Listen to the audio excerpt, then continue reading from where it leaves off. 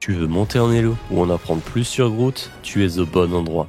Cette vidéo est coupée en plusieurs parties et tu peux t'y rendre facilement directement grâce au timecode dans la description. Bref, bonne vidéo.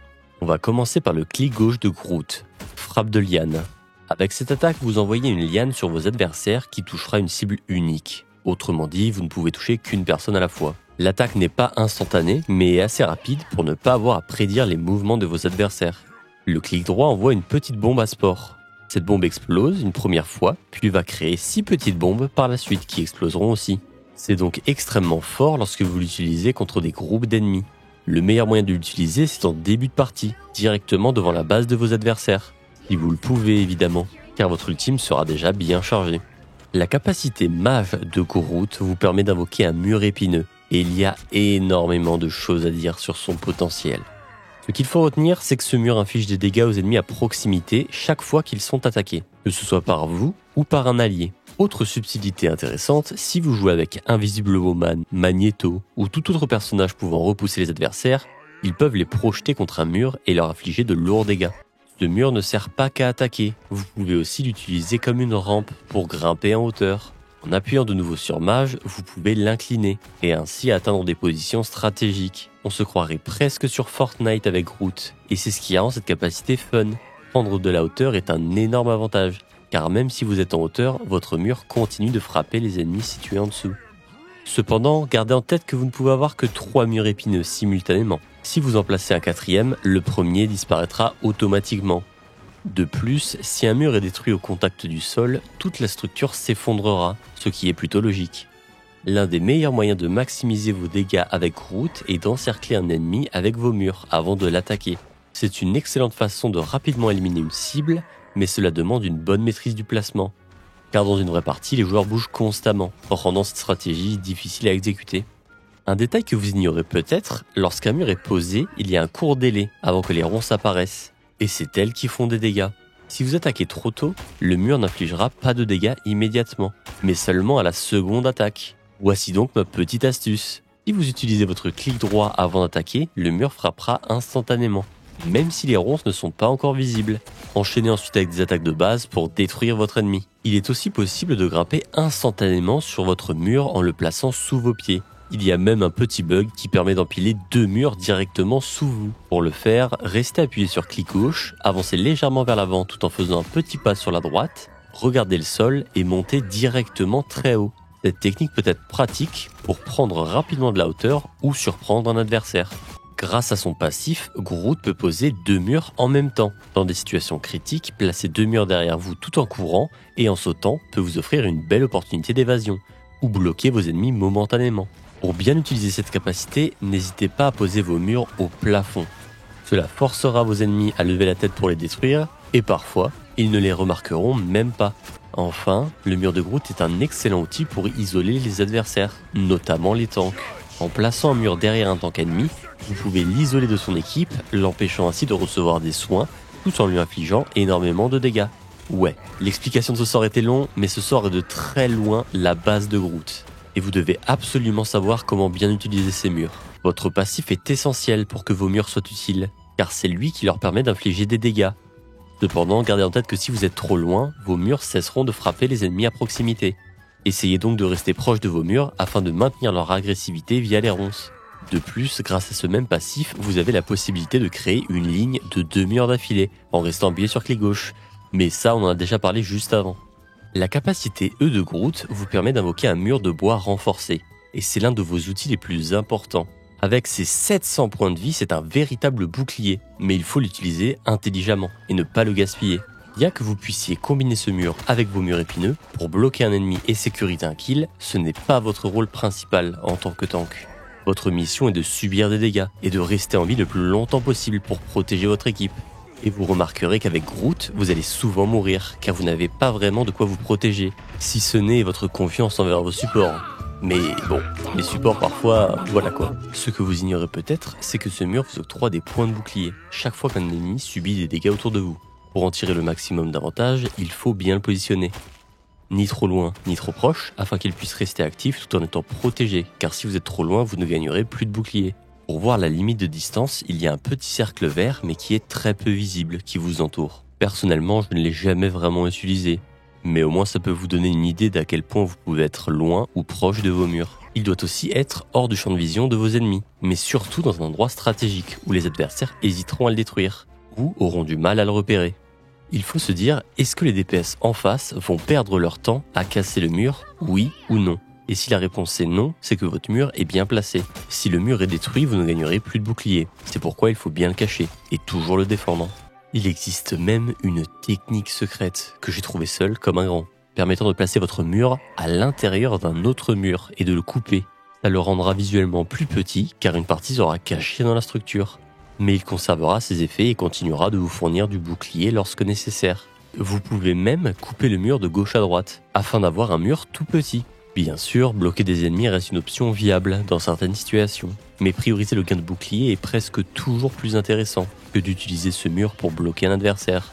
Gardez en tête que sa vraie force réside dans son apport défensif et qu'un Groot bien positionné peut tenir bien plus longtemps grâce à ce mur.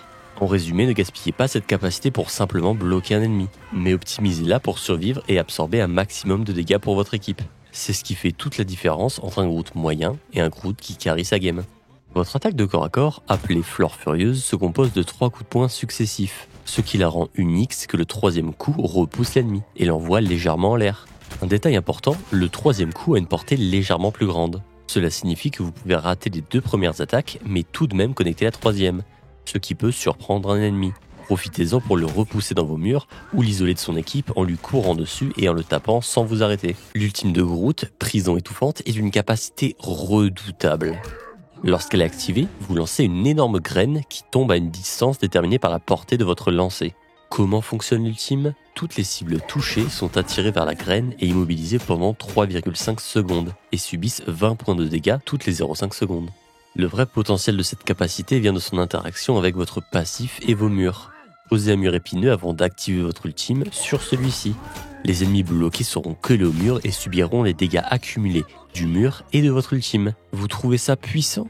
Alors pourquoi ne pas mettre 2 murs? En plaçant 2 murs de chaque côté, vous doublez l'impact des dégâts et empêchez encore plus efficacement toute tentative d'évasion. C'est ça la vraie magie de Groot.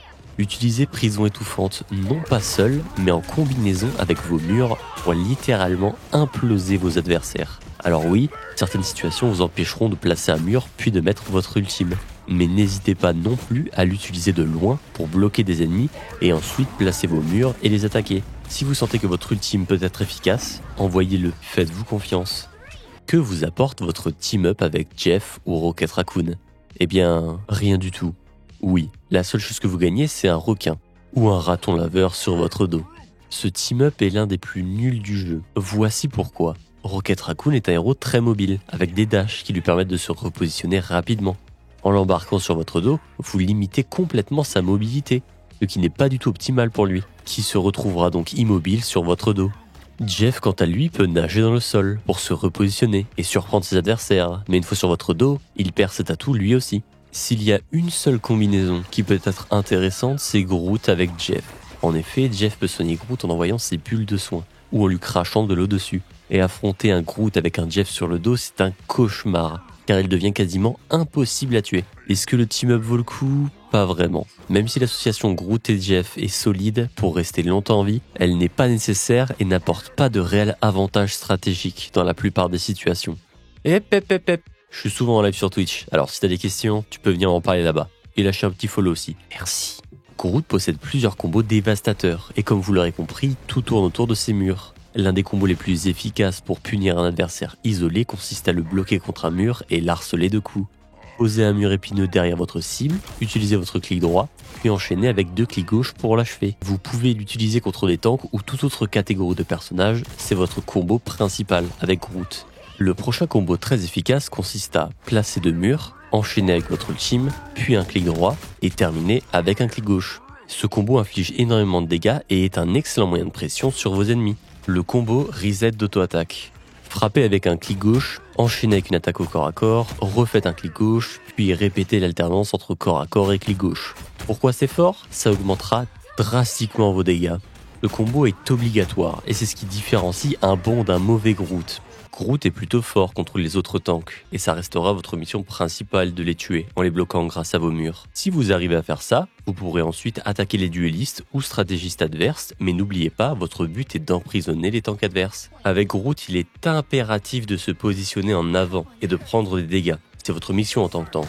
Mais attention, vous êtes l'un des tanks les plus faibles niveau survivabilité du jeu. S'il y a un Punisher ou un Winter Soldier en face de vous, vous allez fondre comme neige au soleil. Alors n'oubliez pas de vous cacher par moment pour recevoir du soin de vos alliés. Puis, une fois en pleine santé, retournez au combat. Le défaut de Groot est qu'il n'a pas de shield comme Magneto ou Doctor Strange. Le seul atout qui est à votre disposition est votre mur de bouclier. Et même s'il est bien, il n'est pas suffisant pour survivre à trop de dégâts d'un coup. Quand vous utilisez votre ultime, c'est très souvent dans l'arrière de l'équipe adverse qu'il faut le mettre, pas sur les tanks en face de vous. De plus, il est important de regarder si vous avez un Namor ou un Moon Knight avec vous, car ce sont les deux meilleurs personnages avec qui vous pouvez combiner votre ultimate pour faire un massacre. Évidemment, ça marche avec beaucoup d'autres ultimates de duellistes, voire même de tanks, comme Venom. Mais Namor et Moon Knight restent les meilleurs et de très très loin. Demandez donc à vos alliés de garder leur ultime et de les mettre en même temps que le vôtre. Il existe une autre technique secrète qui sert à s'envoyer dans les airs pour toucher un ultime facilement. Pour ça, il faut simplement un boost de Rocket Raccoon. Puis placer des murs au-dessus de votre tête, incliné évidemment, et hop, vous partirez dans l'espace et pourrez mettre un ultime très facilement. Pareil dans un combat, vous pouvez mettre 2 murs sous vos pieds pour prendre de la hauteur et mieux toucher votre ultime, afin d'éviter qu'un Strange le bloque avec son bouclier. Car oui, Strange et Magneto peuvent arrêter votre ultime, et croyez-moi, vous serez bien dégoûté de l'avoir mis dans le vent. Mais vous pouvez quand même le placer sur les côtés, et ça les attirera dedans. Maintenant, niveau défense. Avec Groot, vous pouvez bloquer l'ultime de Jeff en plaçant un mur entre lui et vous. Pareil avec l'ultime de Namor. C'est votre mur qui prendra les dégâts, et pas vous. C'est situationnel, certes, mais toujours bon à savoir. Il est d'ailleurs possible de récupérer vos murs avec la touche F. Ça peut paraître inutile, mais utilisez-le pour éviter de bloquer des alliés, par exemple. Pour en finir avec les astuces, sachez que Squirrel Girl, Punisher et Winter Soldier sont vos plus gros counters. Punisher va tout simplement faire fondre votre barre de vie, mais surtout vos murs. Squirrel Girl, quant à elle, va tout simplement détruire vos murs et exploser votre équipe. Petit tips contre Winter Soldier, qui lui peut vous ramener vers vous. Si vous placez un mur entre vous et lui, le mur vous protégera entre guillemets de vous faire ramener dans la backlane. Par contre, il est très important d'être réactif et de garder vos yeux sur le Winter Soldier pour ne pas vous faire grab. Et enfin, en fonction de votre elo, sachez que si vous êtes de bronze à platine, utilisez votre mur de bois défensivement seulement et, à partir du diamant, utilisez plutôt votre mur pour bloquer des ennemis et les tuer. Croyez-moi, à bas elo, vous pourrez faire des massacres si vous utilisez votre mur défensivement dans un coin. Passons maintenant au crosshair. Je vous mets dans la description le code du meilleur crosshair à utiliser pour Groot. Il s'agit d'une croix droite plutôt grande qui est vraiment pratique et qui vous permet de facilement toucher vos cibles. En résumé, voici ce qu'il faut retenir pour maîtriser Groot. Utilisez votre mur de bois défensivement à bas elo et offensivement à plutôt haut elo. Combinez votre ultime avec ceux de vos alliés. Utilisez un mur, votre grenade puis une attaque pour abuser du glitch. Jouez doucement, vous êtes un tank avec peu de compétences défensives. Et enfin, faites attention à Winter Soldier, Punisher et Squirrel Girl. Vous avez désormais toutes les bases et même plus sur Groot. Abonnez-vous et likez si vous avez appris un truc, mais surtout, bonne ranked à vous.